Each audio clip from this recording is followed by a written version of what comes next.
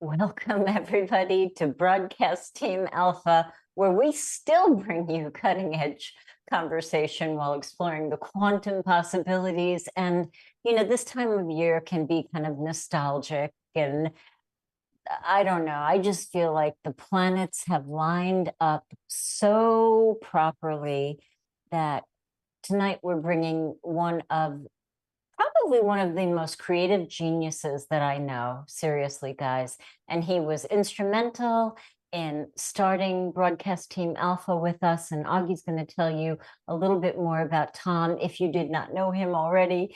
But I just want to thank you for being here, right? Thank you for the whole year of being here and supporting us. We've got a brand new year starting and we've got some new things coming up. So be on the lookout, some new programming, some new offerings, some fun things they're a little bit different than what we've been doing. But as always, I want to invite you to our Mastermind Connection on Sunday afternoon at 2 p.m. It is getting better and better. And how does it get better than that? A group of amazing people with benevolent and loving hearts get together and we envision the world the way that we want it to be, right? The love that we really want to see in the world, the kindness, the beauty, the generosity, the compassion, right? And if I keep going on, we're going to have a mastermind session right here. But we envision this during a meditative kind of visualization. And I have to tell you, some of the more concrete things that we visualized, like a dog that was lost in the Canadian snowstorm, actually returned home before the session was ever over. So some of the more measurable things have actually happened. If you want to join us, send an email to themastermindconnection@gmail.com. Augie will send you the link and you can come hang out with us. And at the 3 o'clock hour, we just have a fun conversation, or sometimes we watch videos, and it's just so much fun. Thank you for being here. Thank you for the lively chat that always happens in the chat room. Thank you for your super chats, and thank you for supporting us. Augie, no more from me. Let's talk about Zon. Yeah, there you go. This is going to be a very special show for me because Tom is an old friend. I didn't say he's old, but he's an old friend. No, I'm getting there, Augie. I'm getting old. No. Just forget it. And he really got us started. Nori and I and him got together and we created Broadcast Team Alpha. And we're still here. We're alive and well. And this is going good. But let me say a few things about him for those of you that don't know him already. He's an author. He's a podcaster. He's a part-time ufologist, aren't we all? He's semi-retired pro photographer, and he's a videographer. And he is an IT guy. Some of you know what that is. Some of you probably are. And also he is a retired submarine veteran.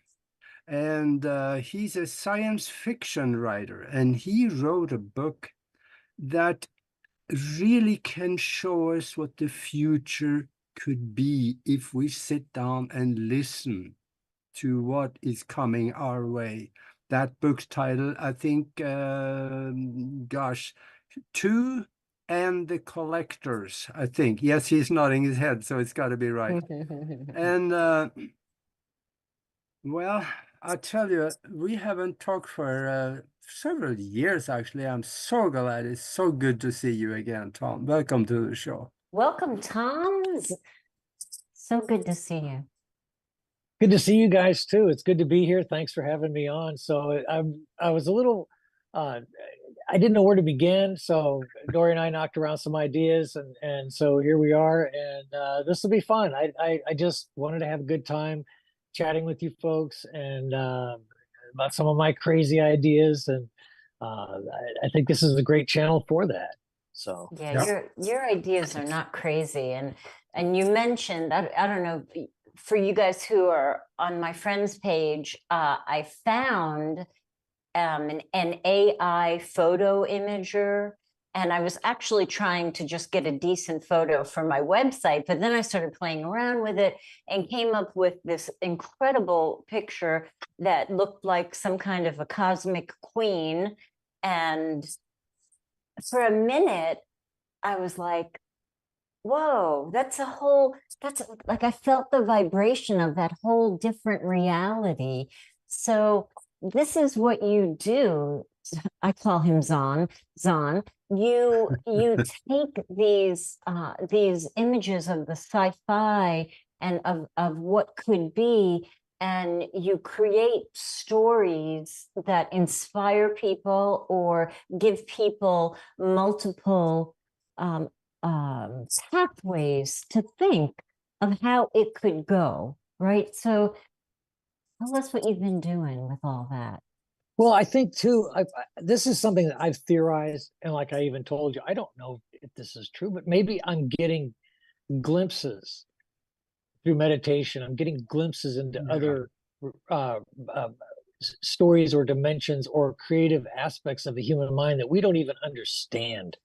That there was a book I read many years ago. It was called The Silva Mind Control Method. I read this back in 1979. And this guy talked about creating your own mastermind control group in your mind, and that you could direct these individuals with different, you could create different personalities with these individuals. Like one might be a financial master, another might be a CEO. But he said to use allegorical images. And one of them he used was Star Trek. And he said, imagining that your mastermind group in your mind is Jim and Spock and Dr. McCoy.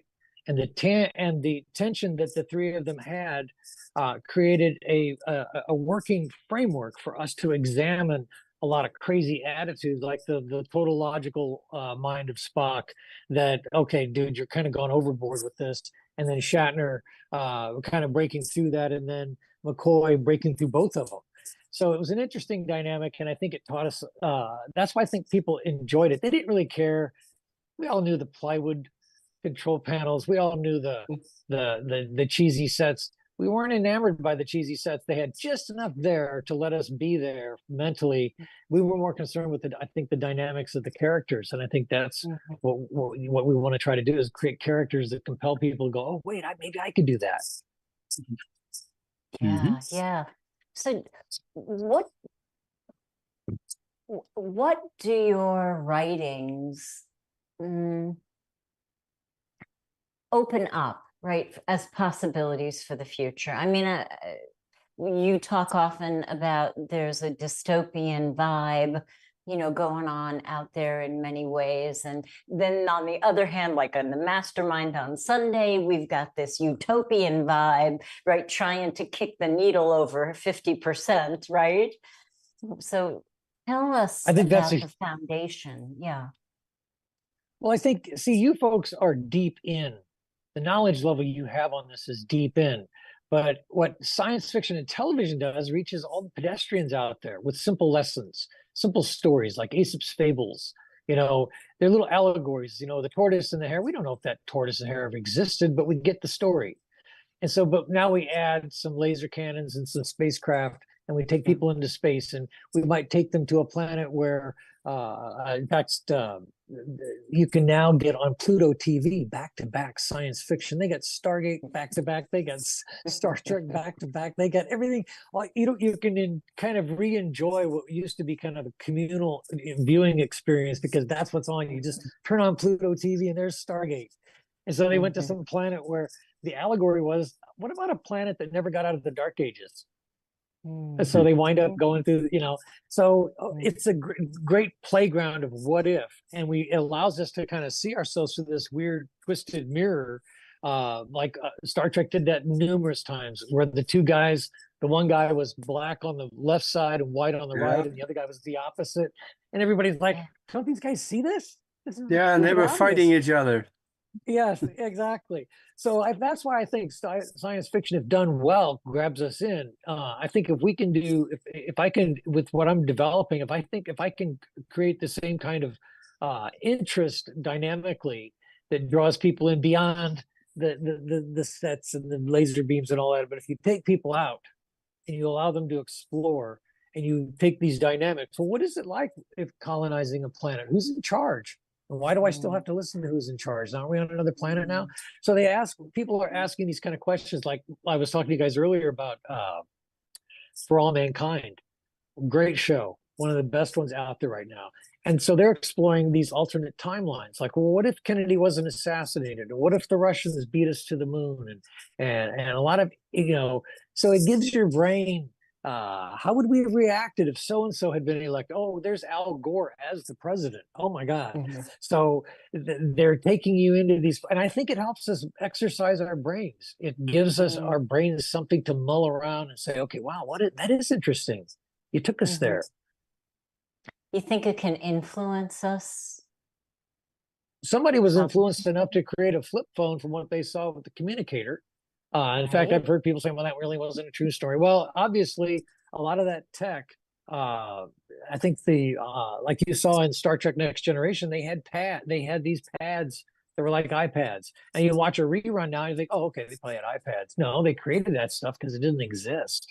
But they were using these pads with, like we think of, like we use iPads now.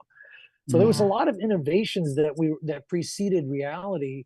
And you ask yourself, okay, which came first? The inspiration? We were just waiting. Maybe somebody got a leak at a factory that something was coming out and they incorporate. Who knows? But I think it helps us explore why, sometimes if we can see a brighter future, we feel inspired. But if we see a bleak future, what's the point of going forward? If all we're going to do is wind up in a giant Aleppo or a giant bombed out world, scavenging, eating rats, is that the kind of future we really want to envision? Or can we say maybe a better way? Absolutely. Why don't we show people that, right? Yeah. You had an experience that had us on the edge of the seat to hear about that contributed to inspiring you, or what was it? Well, I had a couple of interesting moments, and I there's still this skeptical side of me that's sometimes says, okay, but then again, there's a side of me that recognizes that there are things going on in the quantum universe we don't fully understand, little bleeds through that happen. And so this was a few years ago. A friend of mine invited me over to fix a computer. She was trying to get a hold of her psychic on Skype. And I said, oh, okay. So I was being IT guy, Augie. And so I go over there, and by the time I got there, it was all fixed. And she said, well, you could, we got it all working. It's no big deal. I said, oh, okay, great. And so I have a cup of tea, and so I'm just hanging out. And she said, well, ask Chris any questions you want. And I thought, okay, well, we'll just see what happens. And I said, can you tell me anything about my past lives? And she told me a few things that I thought were pretty interesting, but I never did anything with. One was that I was, and I don't know if she was embellishing or just, this was, I don't know. How do I verify any of this? So she told me I had worked in a lab of some great inventors and that I was a ruler of 7 planets. And I thought, okay, well, that's interesting. Okay, cool. What does it get me, right? So I kind of tossed it aside as just a momentary, okay, that's maybe it's true, maybe it isn't. I can't say whether it is or isn't. It's interesting, and I go about my world. And then a couple years later, I happened to be relaxing on my couch, and I had kind of a glimpse into a kind of an inside the UFO experience. And in that experience, I could see out it's kind of a window. There were other light ships that I was with, and I was in one of those orbs like you see orbiting the planet. And we were going somewhere. I don't know where we were going. And there was like up behind me, there was like a gallery with people there. And I kind of looked disoriented to them because they were kind of laughing at me. And not really laughing, but kind of chuckling like he doesn't quite get it yet. And I said, okay, who are you folks? And they said, we're your friends. And I said, okay, well, what's your names? And they gave me their names. And I said, what do you guys call me? And they gave me a name. And so I looked these names up later. And I said, okay, this is just, just having a nap here, just kind of a who knows moment. And I looked up the names, and the name they gave me was Zahn. I'm like, okay, that's almost comic book fair, right? You're kidding, right? And then they gave me the names of these two other individuals. And one was, and I think what they were showing me was archetypes, that they weren't literally really the real people that I was seeing. They were giving me these archetypes of two other individuals. Like they were giving me something I could interpret. Like this picture, I can give you this individual here. Her name was Marika, and the other one was Zeravan. And I looked up both their names, and I'm like, okay, this doesn't exist anywhere. Neither one of these names. So I was always kind of like, okay, but what does this mean? I don't know what it means. And then one day, a couple of years later after that, I was meditating, and it was kind of bugging me. Okay, I said, okay, universe, what are the names of the 7 planets? Let's just say there's 7 planets out there. Let's just say it's all real. And it wasn't like I heard a radio voice or, some kind of a loud voice in my head. It was get a pencil and paper because there's a lot we have to give you. And I started writing it all down. Okay. And it was like, okay, I could probably get more if I said, give me more about this, because I think I showed you some of my notes, and it was a deluge of information. And that these individuals were part of a star system in Andromeda. And part of the vision was they showed me those planets, and then there's this impending doom that at one point I thought was the future was going to happen, but I think it was a premonition of what could happen in that star system. So it's just, I don't know if it's just glimpses or just a wild imagination, but I've never had that kind of inspiration, just saying to myself, you know what, I think I'm going to write a story today. It just seemed a little bit more of a deluge of information. Like a download. That's what people are saying. And I'm saying, okay, well, I'm open-minded enough to accept it. There's so much going on in the quantum universe.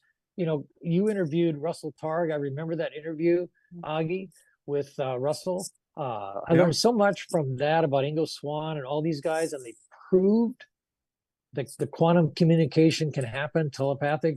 You had this giant waste of money with SETI, where they're aiming radio telescopes. And what is the range? 200 light years. And how are ETs supposed to communicate across vast intergalactic distances that some of them go? It has to be quantum based. It all bypasses space time. So, but I think science fiction allows us to explore that, Or is it really all happening there, right, in parallel universes, and we're tapping into pieces of it, or you're tapping into pieces of it, to get that download. And this was big. It was so big, It's a big story in my head. I'm saying, okay, well, you've gone completely delusional. No. Okay, so I said it's epic. It's difficult for me to get all of it down because there's so many elements, and then there's missing elements that I don't have yet. And I used to get frustrated because, okay, how does that line up? And one of the elements that came about, it was like, you need to write this down. This is the element. It had to do with the Anasazi Indians. I'm like, how does this even relate to this story? Well, as it turns out, in this story, they were removed from Earth, and they are a clean DNA sample, a reference sample, unpolluted, clean. Okay, so this is, and I didn't know this at the outset when I wrote it down. I didn't find out. I was like, why does that? It bugged me. Why is that? Why was I given that? So there's other little weird elements like that have come through where I get ahead of it, I get at the end of it, and then I got to figure out what came before that, or how did that connect in. And sometimes it makes absolutely no sense until later. So I don't fully understand it, but it's almost like it's just a giant dump, and then I've got to deal with unraveling it. And the thing about it is, though, that we are starting to hear from scientists now that there could be several trillion, that's a T, trillion planets like Earth out there, somewhere in reality. Under those circumstances, there's very good likelihood there will be one just like what you talked about.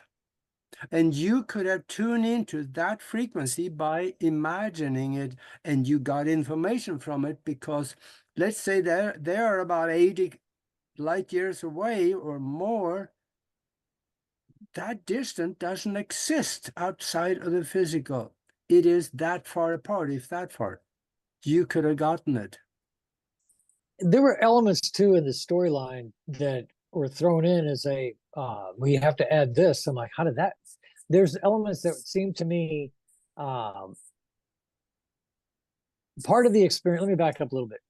Part of this experiment was, for me, I wanted to go through the process. It was almost a challenge to me to begin with back in 2014 when I came up with that story.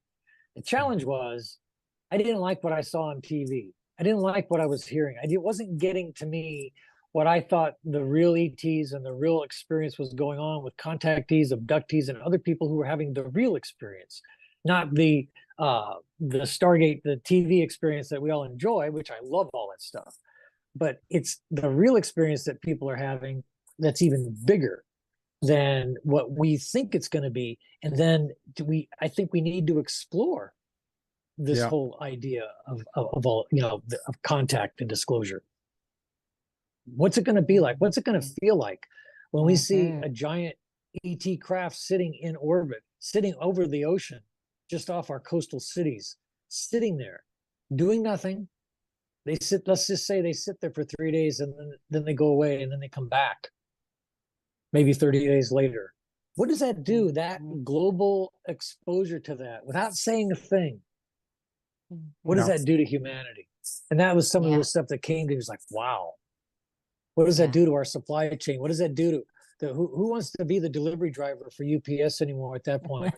All of Earth will stop. It will all stop. Right. Yeah, but I think things will be okay. I really think so, because people sometimes are stupid, but they're not morons. They know that we still got to live and we still got to keep doing things. So I think if we saw that ship out there, yeah, there's going to be some fanatical Christians that's going to run and find a hole somewhere and crawl in it, but that's not the whole thing. There's most of us would say, okay, now what's next? Show yourself. Well, you're asking the big question. You're asking the big question is, are we really ready? Yeah.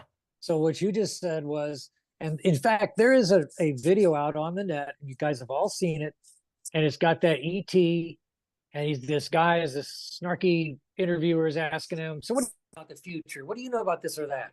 And this ET, everybody says it's an ET. It's not an ET. It's a guy. It's supposedly a time traveler from the future. And the entire interview lines up with, so what do you think the end of the human race is? And this future traveler says dogma, religious and political dogma. That's our end. And so if we can show ourselves a little bit and begin to kind of laugh at ourselves and see, maybe expose some of our hypocrisies that we have towards our own species, the way we treat our own species across the globe. This is something I repeat ad nauseum. We have the technology, the capability, the manufacturing facilities, and the resources to feed, clothe, and shelter every human on this planet if we wanted to. Yes, we do. Yeah, absolutely. But let's look at that for just a moment. We have the technology, but why don't we have it? Now, there's a thought in there, and that is that we have probably all the inventions that we need in order to create a wonderful world out there. Was it not controlled by somebody for the purpose of profit? So how do we turn that around? What do you think? I apologize. I did not get the last minute of what you said, and for some reason my headphones are not functioning here. Let me just try this one more time. I'm sorry about that. Well, Okay, I'll summarize. We have There all we the go. we have all the technology that we need in order to create a wonderful world, but it's being controlled for the purpose of profits. How do we turn that around? Well, I think that the key technologies it will take for us to get to these utopian societies is what? We have to eliminate need. How do you eliminate need?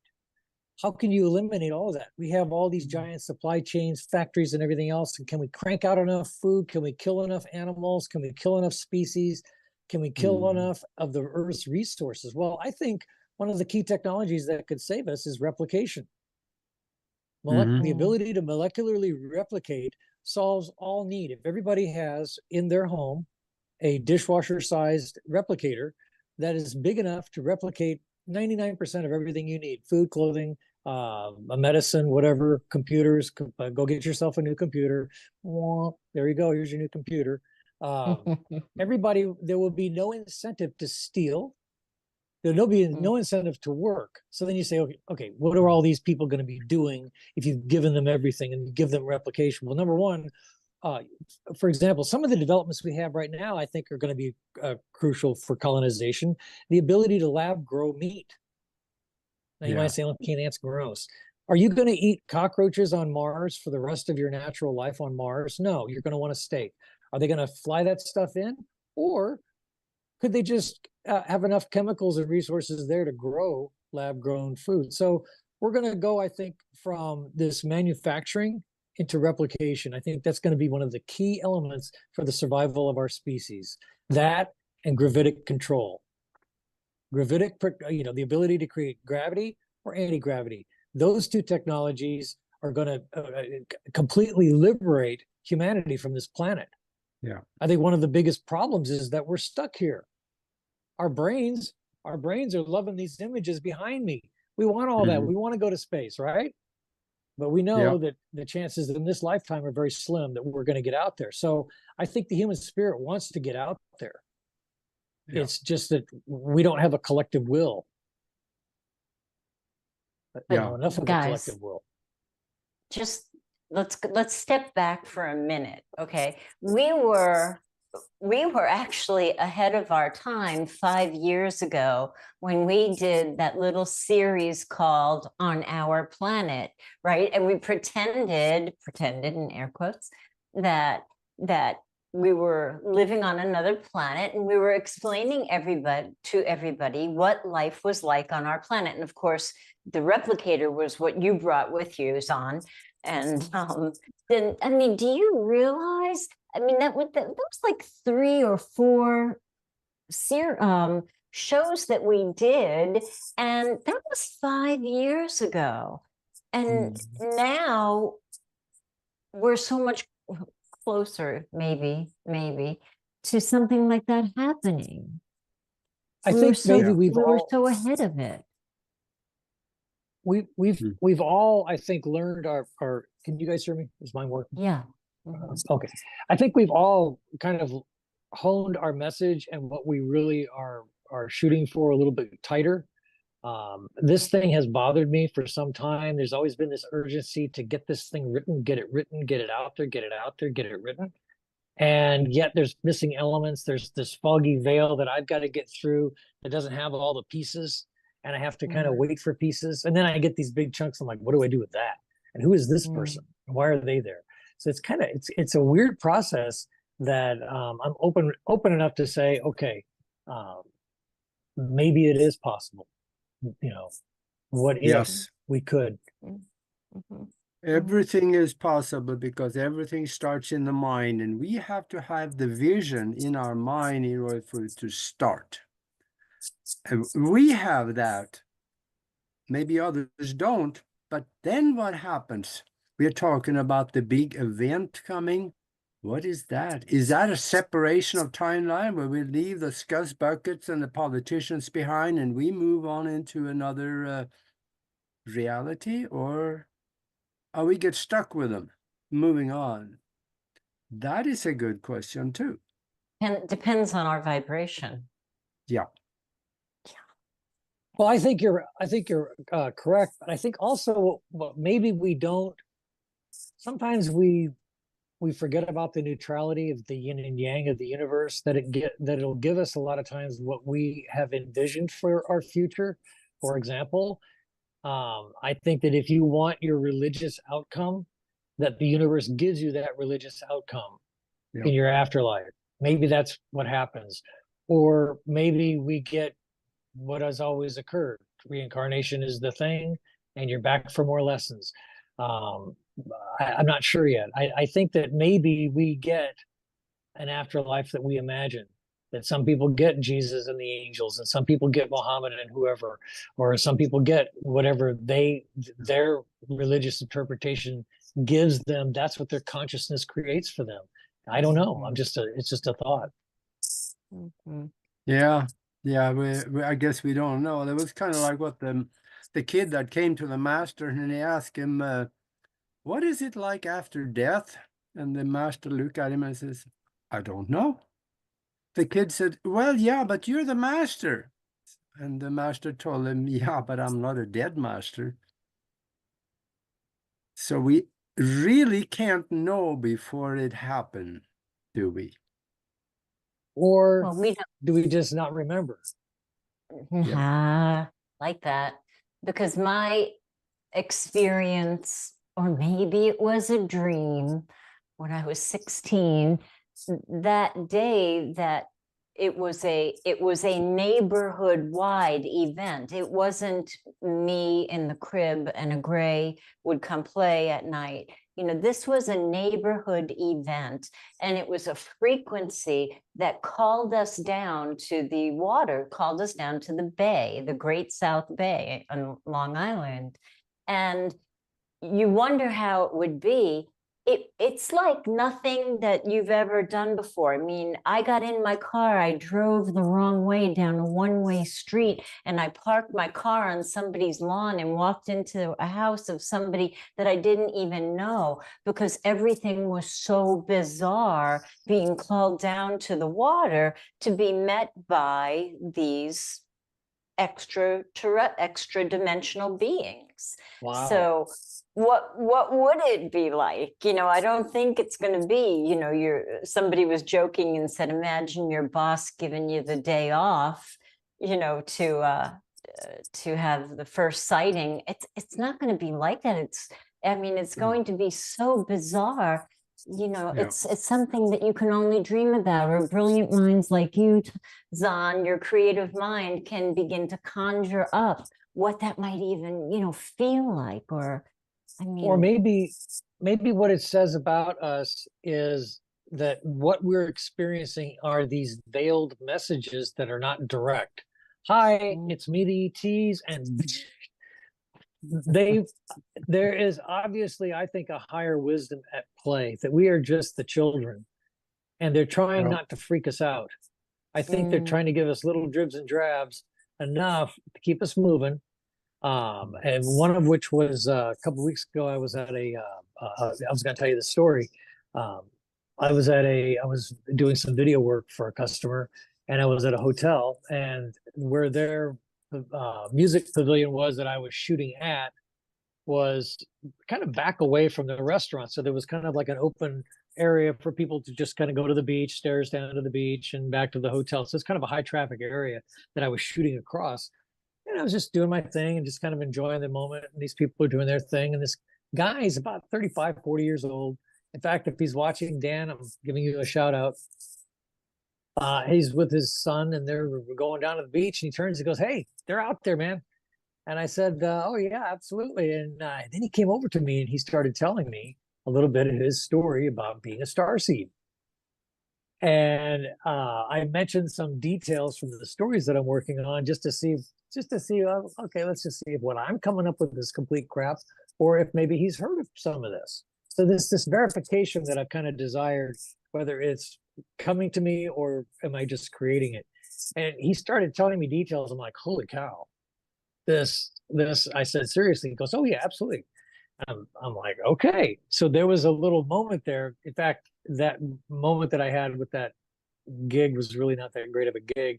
this was kind of the highlight of the day, just about a 30-second interaction with this individual that noticed the little symbol on my hat and started talking about it. So it was interesting, a little contact point. The weird part is, before I even went up there, I just had kind of a sense that something was going to happen. I wasn't sure what it was. So and I'm not trying to make that up. I had kind of a weird sense something was going to happen. So I think we get these little bumps along the way. It's almost like an eyedropper fulls of confirmation. What we really need is a direct disclosure. Guys, please show up. Can we get past this? Can we grow up as a species? Can we get on to our Star Trek lifestyle? Because once they show up, that's what's coming. Unless the powers that be keep it from us. If they lock it up away from us, then we're right back where we are right now. We just know who they are. We know what they are. But if they release that technology to us, I think it's going to be for the good. But then again, Nori, like what you were saying is, are we really ready? You know? Yeah. Absolutely. And I see now we are down at the bottom of the hour. And for those of you that joined us late, we are talking with Tom Schaefer. He is the author of Two and the Collectors, a science fiction book that you got to go to Amazon and have a look at because you're going to like it. Because this, what we're talking about now, is about what the future will be like if we take the images and create them and carry them forward into our future. It really could be a nice world. But I also, in the second half here, I want to talk to him a little bit about technologies. What does he see that we can have in our future that will make our life better and easier, more fulfilled, more fun? I love fun. Fun is fun stuff. What do you think, Tom? Where do we go with this one? What is our future going to be like? Well, like I mentioned earlier, if we have replication, then I think what we may go through is a replication overload. Like, you go to somebody's house and they got 10 TVs. And then I think we're going to burn out on it. And we're going to move to an era of less is more. And we're going to get tired of materialism altogether. And we're going to focus a little more navel gazing, a little bit more about becoming better people. I think it's going to take 10, 15 years once the disclosure really happens for us to really get a grip. That is, if we can leave this rock. That's going to be one of the big things, I think, is our ability to get off this planet. I think that Earth is where we may have started, but it's definitely not where we're going to finish. I think you're right. There is more. Yeah. Maybe we didn't start here. Maybe we got dropped off here. I could agree with that just as much. Yeah, you mentioned the word disclosure. How we are being fed now, spoon-fed, but there's a lot of spoons right now, and we're getting a lot. But do you think we are being set up for something, or is it actually something happening here? What do you think? And I know you've been studying this. Well, the key word for me for the past 10 years has been acclamation. And see, that gets back to science fiction. There isn't anything they can show, even on bad sci-fi shows. There isn't anything they can't show. We see spacecraft going through, I've seen 10 different shows, and they're all going through wormholes. They all have personal avatars. They all have AI that helps them or doesn't help them. So there's one recently, Beacon 23, where the AI is a little bit crazy. So I think that those are the things that we're going to be looking at is this AI thing. We got to get a handle on that. And I think we're not ready. I think that's why, like I say, the disclosure I think part of the problem we've had over the past 40 years has been a dumbing down, where education has suffered because we didn't want to spend money on too much education in them darn public schools. So education took a big hit. Civics took a big hit. And so we have had a massive dumbing down. People's ability to do critical thinking so that when something weird happens, can they absorb it? Well, now we have Marvel, we have DC Comics, we got Tony, what's his name with his Iron Man suit? We have seen everything we're going to see with the real aliens. We have seen transdimensional fading in and out. We've seen it in the sky. People are already videoing that, where they come and go. I've got video of them just coming and going. It's bizarre. So we have already been there. So we're seeing everything on sci-fi to the extreme of what we're starting to actually see, I think, in the skies. And I think it's becoming overwhelming. People are learning CE5 contact. They're going outside their house during the day and saying, hey, fellas, we're here, we're waiting. And I think the more people that are doing that, creating a giant invitation, the less, and this acclamation through science fiction, where we're being, these ideas and concepts of other cultures and races interacting with humanity in peaceful ways, or we could think of dystopian ways. I think the ETs that are out there, they're of a positive nature, or if you will, they are very woke, and I think that their intentions are not to take over, or some of them I think do, but I think there's a good number of them out there that are of a benevolent nature that want to do good things for us, but they're scared because of our inability to absorb some of these really advanced concepts, multidimensional, the ability to time travel. A lot of this stuff I think is quite possible with some of these folks coming from the skies. So for us, they're godlike with the stuff they can do, and I think maybe we're not as ready as we think we are.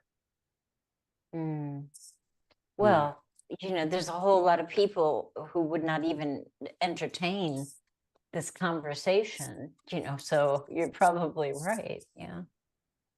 Oh, sure. It's not as marginalized as it was, though.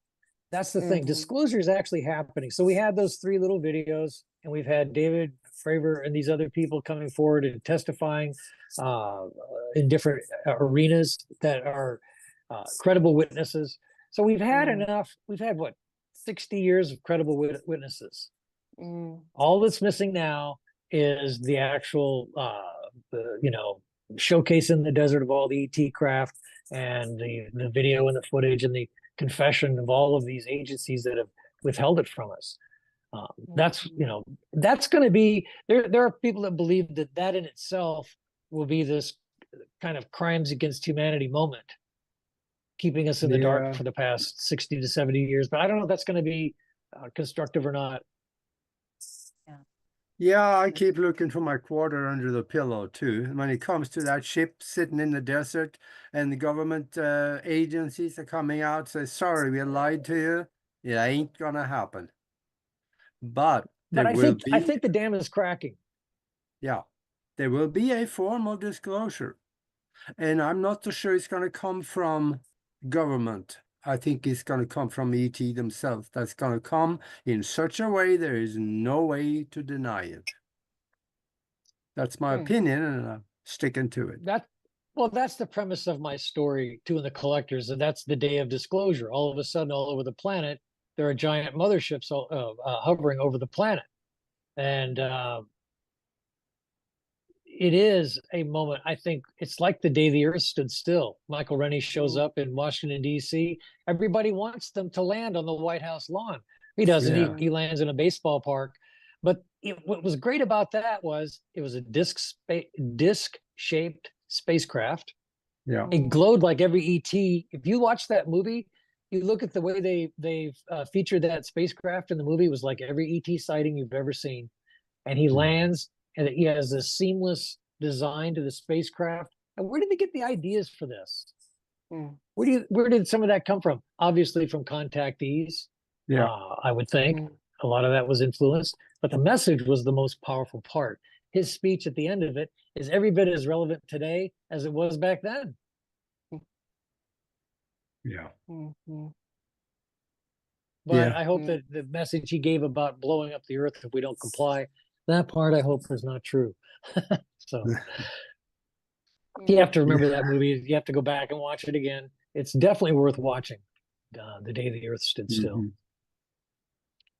And that's one of those allegorical movies. Again, tells a story.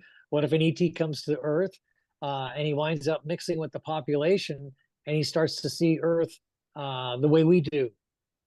And then, he goes back to being the ET, and he's got this awesome lecture at the end of the movie. So definitely worth a watch. I think it was better than the new one that came out with Keanu Reeves. Was horrible.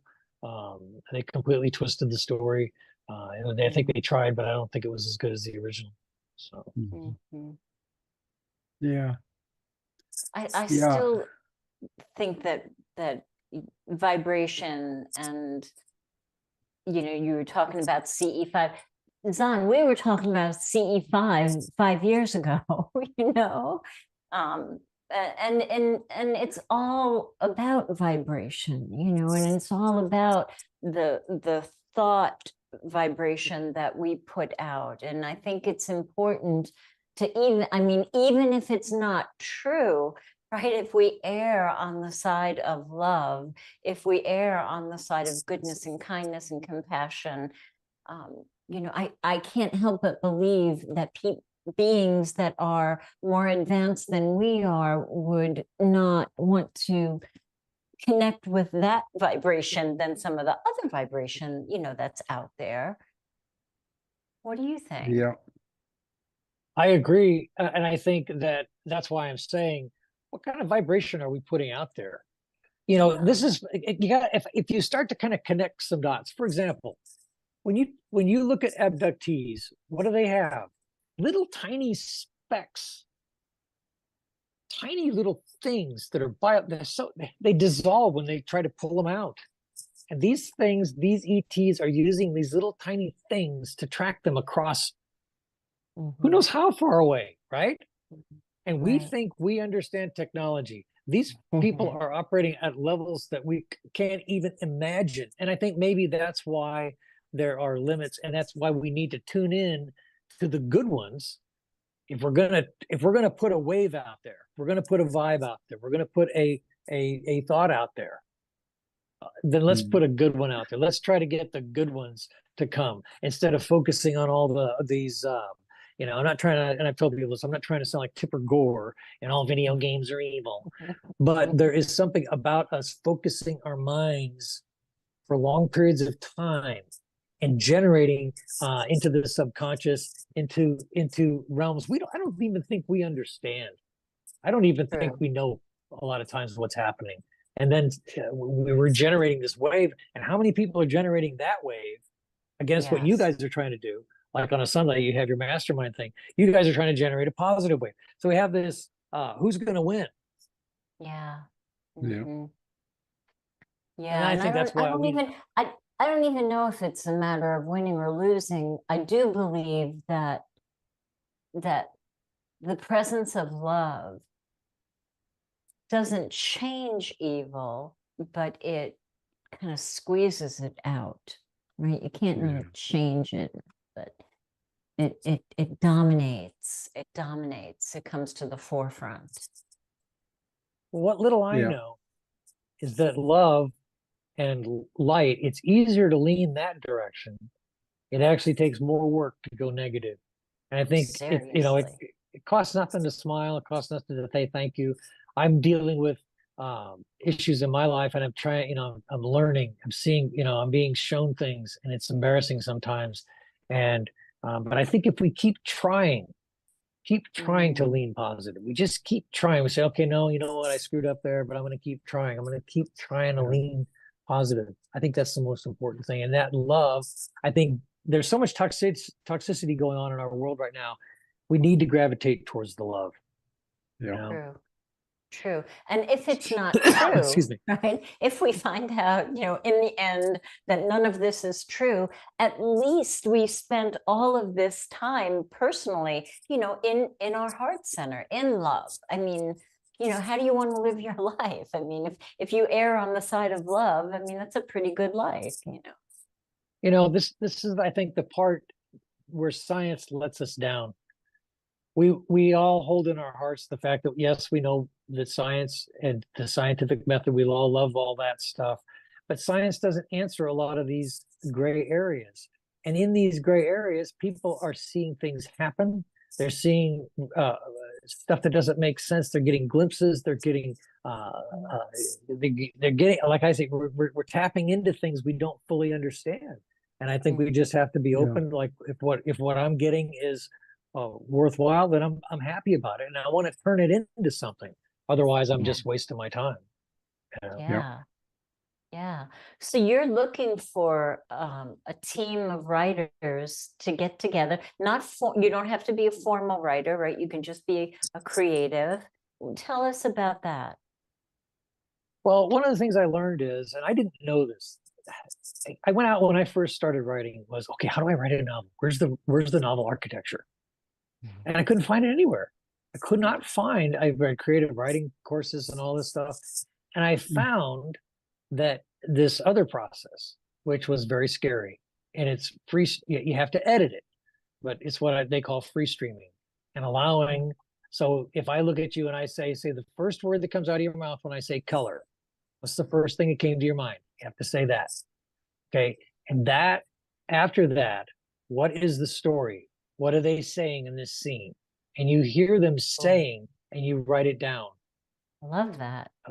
It's a very strange process. And I learned that the problem is I get such a deluge through that process. I'm like, I need something I can plug into my head and just, okay, can we just hit the record button here? Right. Because it's so massive that it's overwhelming for me. So that process of allowing it, and I think it's the same process people use. There are people that do creative writing like that as well.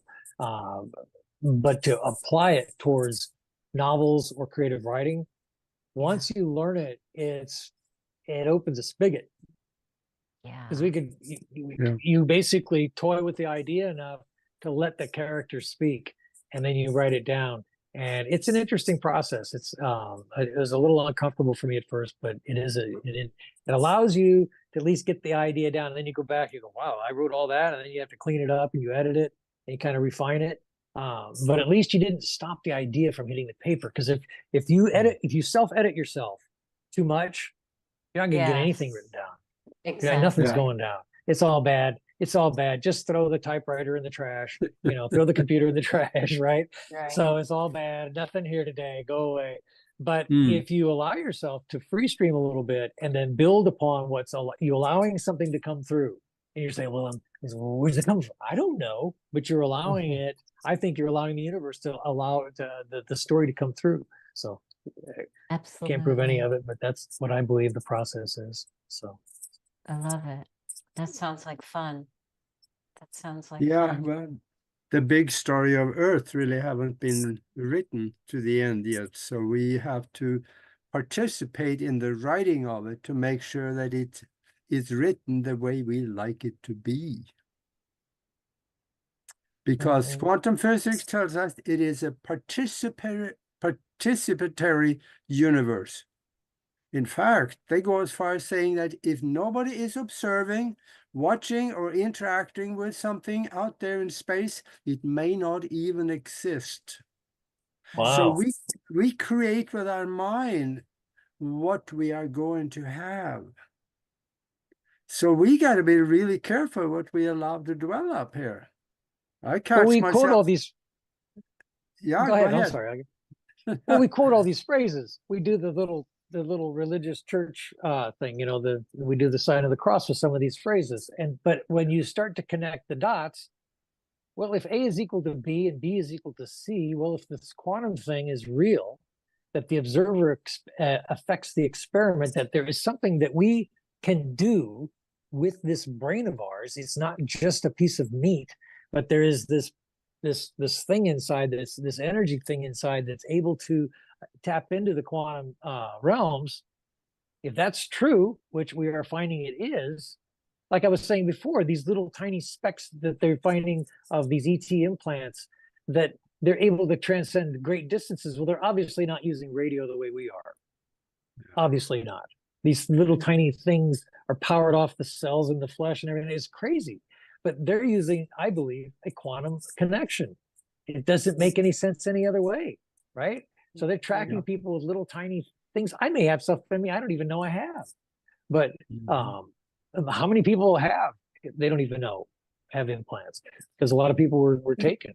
But I think we have to be open. When we first started Broadcast Team Alpha, we interviewed all of those experiencers. Just everyday people who didn't have anything to gain. Many of them actually had the quality of their lives diminished because, you know, telling their family and their friends and their church that they had an experience with an extra dimensional actually messed up the whole, you know, trajectory of where they thought their life was going to go. So yeah, how many people do have those tracking devices and implants? And yeah, But see, all this is so outside our day to day, right? You yeah, know, you don't go to work and talk to people about your ET experience. But people are able to say, you know, I really like that show on TV. It was really cool. Okay, that was a really cool show. Wow, I want to see more of that. People can talk about that experience, and you find out who can talk about it and who can't, and then maybe that's a bridge to talking about their real experience. There was a show I think on Netflix not too long ago, Encounters, that talked about abduction experiences and things of that nature. So I think we are seeing we're well into a ufology as a mainstream topic that's no longer of the ridicule factor. That the ridicule factor is fading away. There's just way too much going on, way too many videos people are posting on social media of weird lights and stuff that doesn't make sense.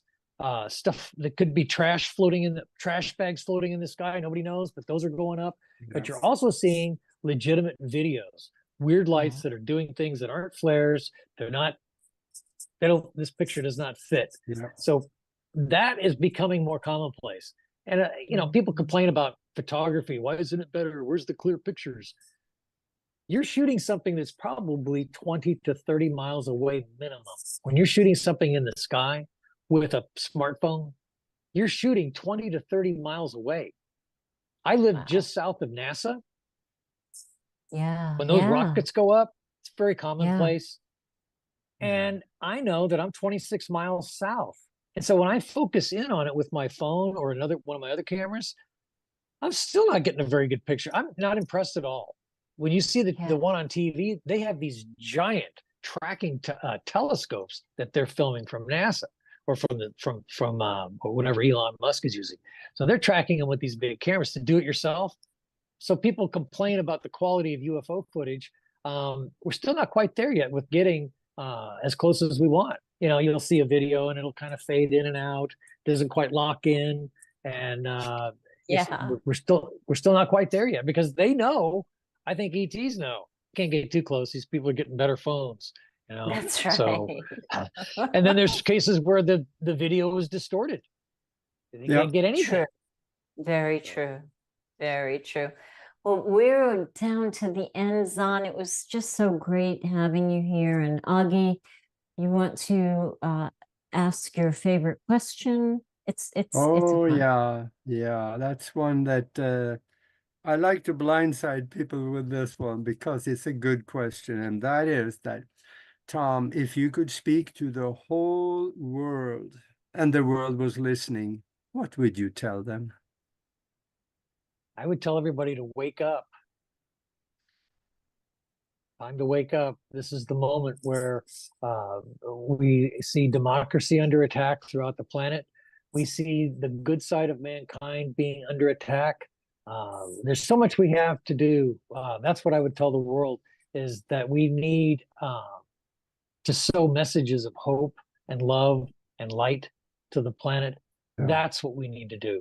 That's really what we need to do. And that's what I'm striving for in my own little corner. That's what I'm scratching on. That's what I'm going to try to do. I love it. Absolutely. That goes Thank exactly. You so much. Yeah, that goes exactly like what President Eisenhower said. He said that one of these days, mankind will want peace so much that governments have to get out of their way and let them have it. We gotta want it. Sounds good. Yep. We're nipping at that right now. More people waking up and we're going to be there. Make it happen. Yeah, I think we have to learn that we got to participate in the process. We need to be part of the solution and not the problem. Yep.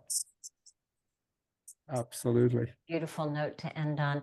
Zahn, thank you. Tom Schaefer, thank you so much. It was so good hanging out with you again. Augie, thank you. Mac, as always, thank you. Everybody in the chat room, and if you're watching on the replay, thanks for being here. Happy holidays, everybody. We'll see you next time. Good night. See you later.